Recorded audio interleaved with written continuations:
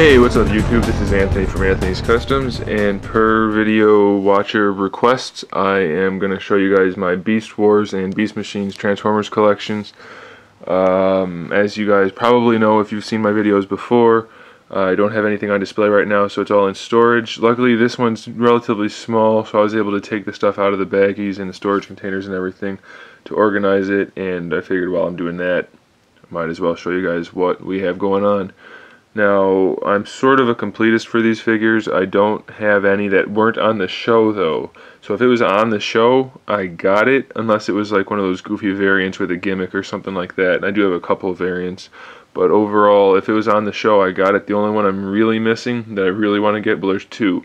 The one is the Takara exclusive Ravage, the Black Panther, and then the Build-A-Figure 10th Anniversary Transmutate. But those I'm not too worried about. Okay, anyway, let's go ahead and just go through what we have here. We have the original Rhinox, maybe my favorite Beast Wars character from the show out of all of them. He's one of my favorites for sure. The toy, unfortunately, is one of the earliest ones, and it's not the best. Then we have the original Optimus Primal, sorry, almost got it confused. Optimus Primal, and there's the 10th Anniversary one with the slightly different paint job, a couple different modifications, still really a great figure, probably one of my best figures out of all the Beast Wars figures.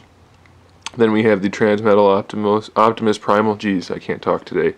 So that one's really cool. That was actually one of my first figures that I got. A lot of these I had to go play catch up with, so I was really happy to get this one as one of my first figures.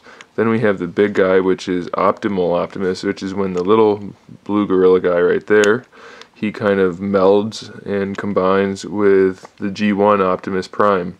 And he turns into this gigantic robotic gorilla monstrosity, badass, good guy. So that was a really cool time period in the show. And by the way, I should mention that the Beast Wars series is one of my favorite series of all time. I absolutely love the series, and I've seen the series in its entirety probably 5 or 6 times. There's Rattrap, the original one. He's actually one of the quick change figures. You just lift up his tail right there, and about 90% of the transformation happens. And he's actually fairly screen accurate. The only real problem is you need to rotate his back, but you can't do that, so it's a pretty cool figure. Then we have the Transmittal Rattrap and the Walmart exclusive variant. I don't know why I have that. I don't typically buy the repaints for the Transformers, but I have it. Maybe I got it in a lot or something, I don't remember, but it's still a cool figure nonetheless. Then we have Dinobot, that's the original one. And I said Rhinox is probably my favorite. I think I might have to place Dinobot above Rhinox just because he's such a really cool figure, and really cool character. The figure itself is pretty good, but the character is just phenomenal. I think the probably best episode of the entire Beast Wars series is Code of Hero. I think that's what it's called if I can remember it. And it's all about Dinobot. And it's I won't spoil it, but it's a really, really good episode. Then we have Dinobot Transmittal 2 version, which is kind of a bad guy at first, but if you haven't seen it yet, I won't say too much. So there he is, Transmittal 2 version. Then we have the original Cheetor. We have the red-eyed version, and then over here we have the green-eyed version. Those are both the original releases. And then that back there with the purplish spots, that's the Fox Kids repaint that came out during the time of Beast Machines. That's why it's purple, but it's the same mold and basically the same figure. Then up front there is Tigatron, which is the same mold as Cheetor. Still a decent figure. It's fairly accurate because they're basically the same mold in the series too, so to speak. But still a cool figure. Over here we have the Transmittal Cheetor. That's when he can fly and use his jetpacks and things. Really cool figure with the vacuum chrome. I should say the vacuum chrome on most of these figures is really good, especially for the time period. These are mid-90s for most of them. Some of them squeaked out in the 2000s, but for the time period they're really good. There's the Transmittal 2 Cheetor. That's when he's really strong and ferocious and that kind of thing. Really cool character, really cool figure to go with it. Over here we have the Fusor, which is when they mixed 2 different animals. That is Silverbolt. He's like a wolf and an eagle type of deal. Really cool character, kind of corny in some situations, but still really cool character. Over here we have Air Razor, which is just an eagle, one of the originals. Over here we have Coco. I didn't name him. He's gray, but his name is Coco. Hey, buddy. He doesn't want me to pet him. Moving on. Okay, we have Black Arachnia. She starts off as a bad guy, bad lady, but then she comes over to the good side, the Maximals, so that's why she's on this side. There we go, right in the frame. And then she doesn't actually get any in-between stage. She goes right from being a regular standard Beast Wars to the Transmittal 2 version, which makes her really awesome too. So it's a really cool figure. Back here we have Depth Charge, another really great character and an almost perfectly screen accurate figure. Another one of my favorites by far, Depth Charge. And finally, for the Maximals, we have over here Tigerhawk or Tyga Hawk. I'm not sure which one it is anymore, it's been so long. But he is kind of like a Transmittal 2, even though he's not technically. I won't get into that story too much. I'll just say that it has something to do with Air Razor and Tigatron. And he comes back and does a lot of ass whooping, pardon my French, and then really cool character. Alright, let's move on to the Predacons, the bad guys. We have the Transmittal 2 Megatron, really great figure, the dragon version of Megatron. Awesome figure, awesome character. Can't really say enough about it, but that'll have to do since I don't want to make this a 20-minute long video. One step down from that, hi Coco, is the Transmittal Megatron when he's got the little thrusters on his sides there. Really cool. And Coco is in the frame. Okay, next to him we have the 10th Anniversary Megatron, which is just a repaint of the original. You can see them both right there. I actually kind of prefer the Beast mode of the original just due to the paint job. But the robot modes really benefited from the 10th Anniversary for Megatron there. And Optimus over here, the robot modes are significantly improved. So if you're going to buy one, even though they're extremely expensive at this point, I do recommend the 10th Anniversary.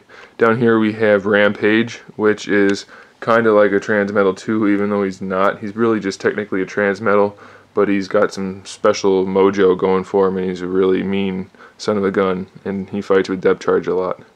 Down here underneath Rampage we have the other spider, basically the counterpart to Black Arachnia. It's Tarantulas. That's the original one right there.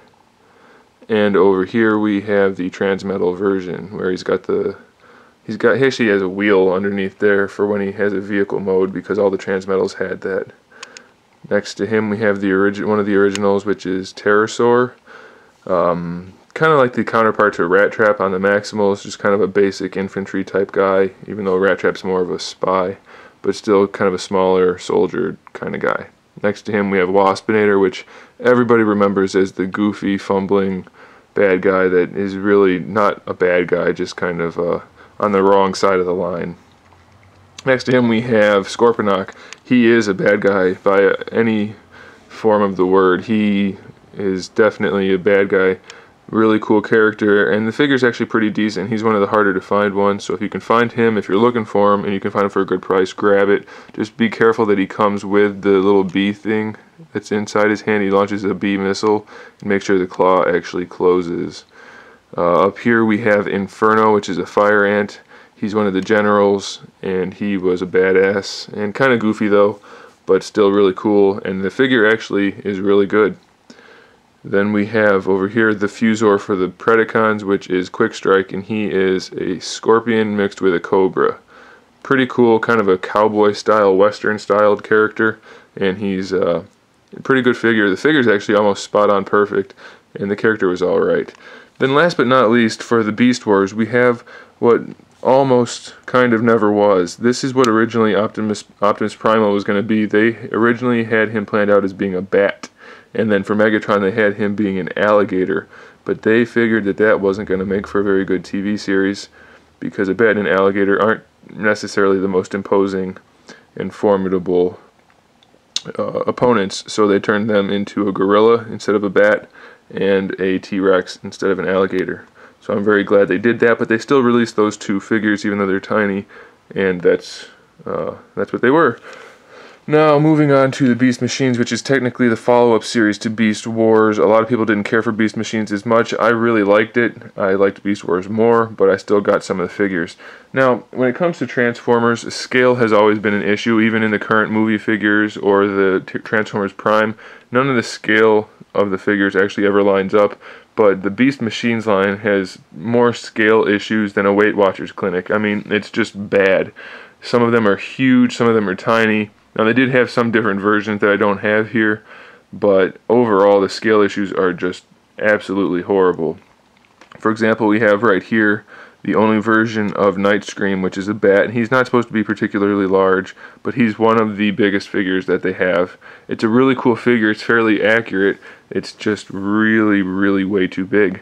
Next to him we have, what is that, Air Attack Optimus? I can't remember what he's called, but this is a super rare version of Optimus Primal, and he's absolutely perfect for the robot mode. The beast mode's kind of lacking, so I always keep him in robot mode, but he's really cool. And his size is kind of good, except for the fact that everybody else is really small, so, you know, what are you going to do? Next to him, we have Cheetor, which is the Supreme version, the biggest character or figure out of all of these. I think probably technically Optimal Optimus is the same size, price-wise, but Cheetor is by far the biggest. They did have smaller versions, but this was the most screen accurate, so I got that, and it's really big, so it's cool. Then down below we have another version of Optimus Primal, which is better in what's it called? Beast mode than robot mode, and he's actually kind of small. Next to him we have Black Arachnia and Silverbolt and Rattrap and Savage/Noble. They're all about the same size, so they're okay in scale. Rattrap's probably too big, and Silverbolt's probably too small, but they're all still really cool, and the figures are not too bad. On the Vehicon side, we have, what is that guy's name? Thrust? No. Jetstorm. Jetstorm. I think it's Jetstorm. It's been forever now. Jetstorm, that's the big version. He's pretty screen accurate. He has legs, but you can also put them together to make him more screen accurate. Then we have the two other versions of him, which are just repaints. They're not quite as screen accurate, but they suffice as the Aero drones. Then Megatron, this is the only version of Megatron we got, and it's super tiny. It's I think it's just a Voyager class by today's standards, but it's really small, and it's not very imposing. It's fairly screen accurate, but it's way too small. Down here we have Obsidian. He's like a helicopter type character. That's just a variant right there. The green one is the accurate one, and it's fairly screen accurate as well, and it's a pretty cool figure, but it's very, very small. Over here we have Thrust, which is the motorcycle Vehicon. It's not particularly screen accurate. The motorcycle drone or cycle drone is actually very screen accurate other than the paint job, but it's very small as well. Over here we have the Tankor figure, which is good size but not screen accurate. And down here we have the screen accurate tank drone, but it's also very tiny. So they have just lots of scale issues with these figures, but still they're pretty cool. And last but not least, we have up here with Strika, which is kind of a strange character. She's kind of an enforcer, but it's actually a female, and it's actually very screen accurate, so no big complaints on that figure. That's everything I have for the Beast Wars and the Beast Machines figures. I used to have a lot more, but I pruned it down. I think I'm probably going to go back and buy some that I got rid of again, just to flesh out the collection a little bit. But there it is. I do have a couple spare pieces over here. We have a spare Transmittal Megatron, Rattrap, original Rhinox, Transmittal 2 Cheetor, another Transmittal Rattrap, and an Air Razor, just for some spare parts and broken pieces, that sort of thing. So anyway, there it is, guys. Thanks for watching. I hope it was somewhat enjoyable and entertaining. If you guys want me to do reviews on any of these figures, please let me know. I'd be more than happy to do that. I know they're really old, and there's Coco still sitting with the toys.